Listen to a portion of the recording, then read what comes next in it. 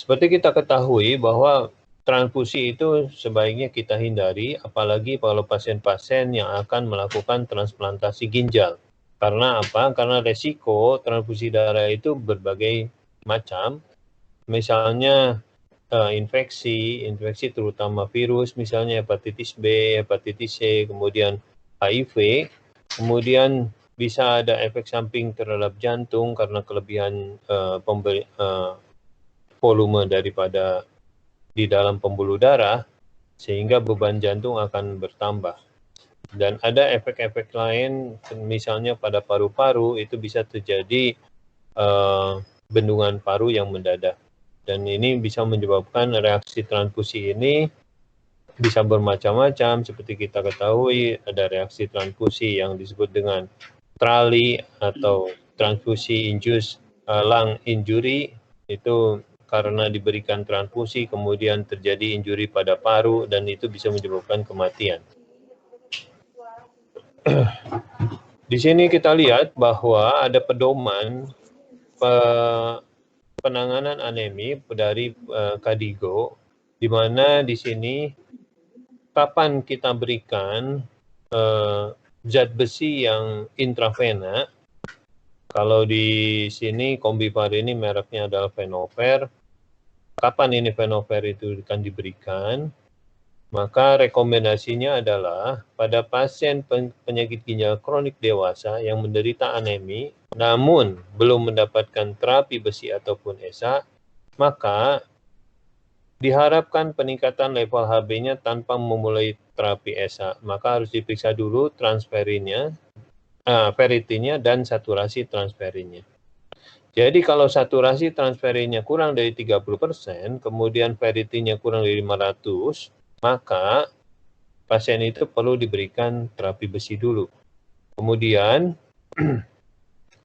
yang sudah diberikan EPO sebelumnya atau ESA, namun belum mendapatkan terapi besi, maka kita lihat peningkatan level Hb-nya, apakah dia dengan ESA ini meningkat apa tidak, dan tetap kita harus lihat, dan kita tetap harus lihat,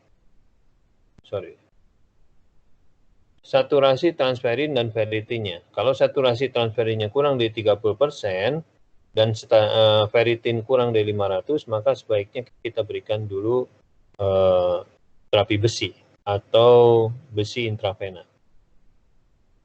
Kemudian kapan diperiksa status besi? Status besi itu diperiksa, ada dua hal yang menunjukkan status besi. Yang pertama adalah ferritin, yang kedua adalah saturasi transferin. Kalau saturasi transferinnya rendah, ferritinnya rendah, maka disebut dengan anemi yang disebabkan oleh defisiensi besi yang absolut.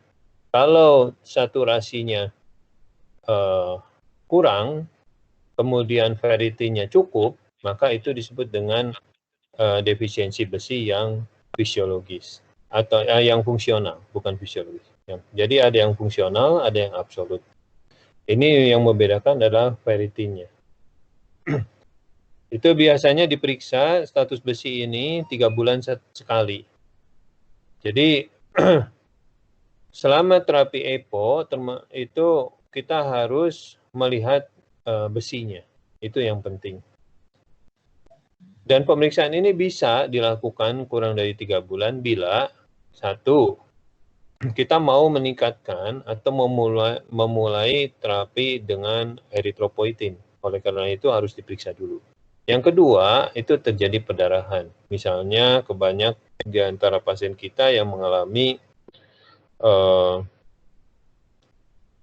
buang air besar, hitam misalnya karena itu darah, kemudian bisa terjadi mens yang tidak teratur, misalnya itu biasanya pada wanita, itu jadi pendarahan sehingga perlu transfusi, maka pasien itu akan ditransfusi dulu dan setelah itu kemudian baru diperiksa status besi, kalau status besinya cukup diberikan EPO.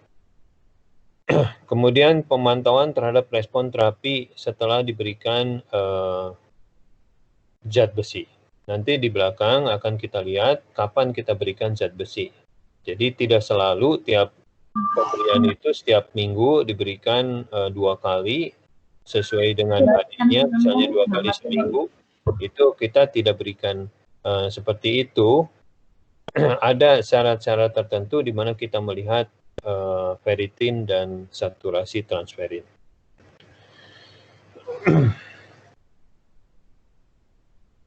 Jadi di dalam mengatasi anemi pada pasien-pasien CKD atau pasien penyakit ginjal kronik, apakah itu yang sudah stadium 5 dan menjalani dialisis ataupun yang belum, maka kita harus perhatikan bahwa kita mengobatinya tidak bisa dengan melihat satu hal saja, misalnya zat besinya saja, misalnya minum sangobion setiap hari tanpa melihat sisi daripada EPO. Demikian juga kita suntik EPO terus tanpa melihat zat besi. Jadi dalam hal ini kita harus memperhatikan dua-duanya. Karena apa? Karena di dalam membentuk sel darah merah itu harus ada dua-duanya. Yaitu ada zat besi dan ada eritropoietin. Maka kalau zat besinya kurang atau eritropoietinnya kurang, maka HB-nya akan rendah. Jadi kalau mau HB-nya baik, maka dua-duanya ini harus diperhatikan. Seperti kita tahu bahwa target daripada KADIGO itu ferritinnya di atas 500, sedangkan saturasi transferinnya di atas 30%. Di Indonesia sendiri memakai konsensus Pernefri, targetnya tetap 500 ferritinnya, tetapi saturasi transferinnya antara 20% sampai 50%. Jadi tidak memakai lebih dari 30%, lebih dari atau sama dengan 30%. Dan kita lihat bahwa rekomendasi itu untuk tidak memberikan eritropoietin atau EPO itu kalau HB-nya di atas 11,5. Biasanya kita pakai di Indonesia itu 12. Ini adalah konsensus dari Pernefri tentang terapi besi. Jadi kalau kita lihat saturasi transferinnya, saturasi transferin itu adalah pembagian antara ferritin antara zat besi di dalam darah atau serum iron dibagi dengan transferin. Jadi itu namanya saturasi transferin. Saturasi transferin kalau dia lebih dari 50%, maka zat besinya itu cukup. Atau 20-50%, kalau 20-50%, kita lihat ferritinnya. Kalau ferritinnya lebih dari 500, berarti ini sudah cukup besinya. Tidak perlu kita tambah lagi. Kalau ferritinnya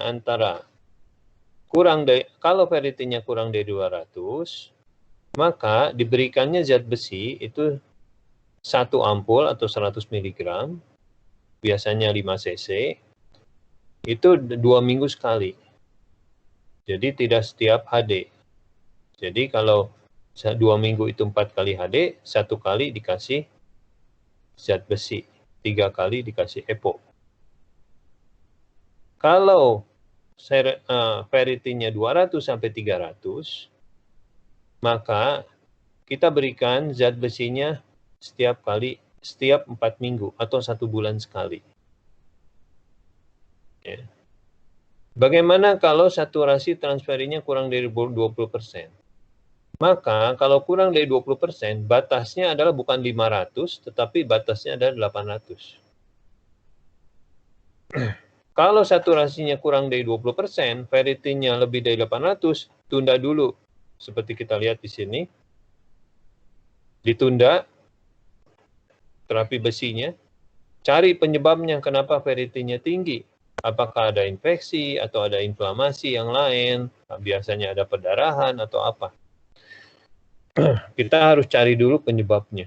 Sebelum kita memberikan status besi, kita turunkan dulu ferritin serumnya ke 500 sampai 800. Kalau 500 sampai 800, tetap terapi besinya ditunda, tetapi eritropoietinnya boleh diberikan EPO-nya. Kalau lebih dari 800, ini tidak boleh diberikan EPO, tidak boleh diberikan zat besi, harus ditunda dulu. Kalau ferritin serumnya lebih dari 800. Kemudian saturasinya kurang dari 20%. Lain halnya kalau saturasinya cukup, ferritinnya lebih 800, maka zat besinya juga ditunda, EPO-nya tetap. Bagaimana kalau dia ferritin serumnya kurang dari 200? Maka kalau kurang dari 200, maka ini disebut dengan mengoreksi. Mengoreksi apa? Mengoreksi status besi. Mengoreksi status besi dengan pemberian zat besi dalam bentuk intravena yang diberikan biasanya pada akhir HD. Biasanya diberikan 100 mg 2 kali seminggu. Bagaimana kalau dia bukan pasien HD, pasien CAPD? Bisa juga diberikan. Biasanya kita berikan status pasiennya rawat jalan, pasiennya datang, kemudian diinfus, kemudian pulang lagi. Diberikan 2 kali seminggu selama 10 kali, berarti 2 kali seminggu 10 kali berarti 5 minggu. Setelah akhir 5 minggu, maka minggu ke-6 diperiksa lagi saturasi transferinnya dengan ferritinnya. Bila saturasi transferinnya antara 200 sampai 300, maka dikurangi zat besinya, diberikannya per minggu. Bila 300 sampai 500, maka diberikan per 2 minggu. Ya. Itu untuk saturasi transferin yang kurang dari 20%. Dosis zat besi yang diperlukan, ini ada suatu penelitian dan dia menemukan formula yang disebut dengan formula Gansoni. Formula Gansoni dan diberikan bentuk tabel di mana di sini ada berat badan, di sini adalah jumlah ampul. Ini hanya untuk memudahkan.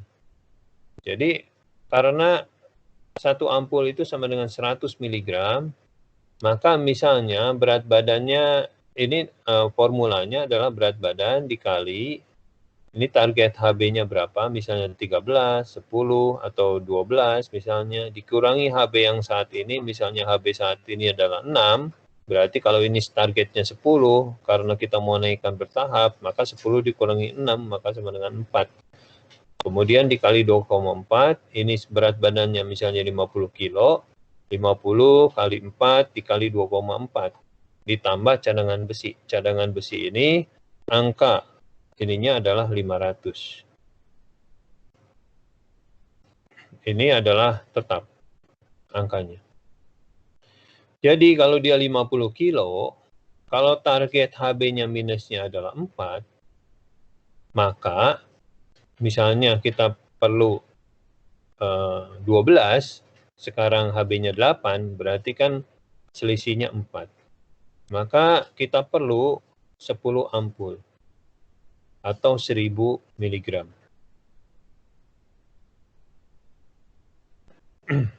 Contohnya ini misalnya 60 kilo, HB saat ini 8, mau menjadi 10, berarti 10 dikurangi 8, berarti 2 ini, dikali berat badan 60, dikali 2,4, ditambah 500. Hasilnya adalah 788 atau 8 ampul.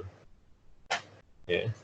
Kita balik lagi ke yang ini, maka 60 kilo, 2 selisihnya, maka keperluannya adalah 8 ampul.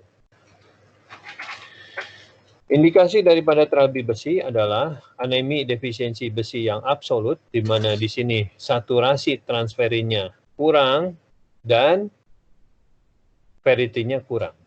Jadi ferritin kita maunya antara 300 sampai 500, zat besi maunya 20 sampai 50%.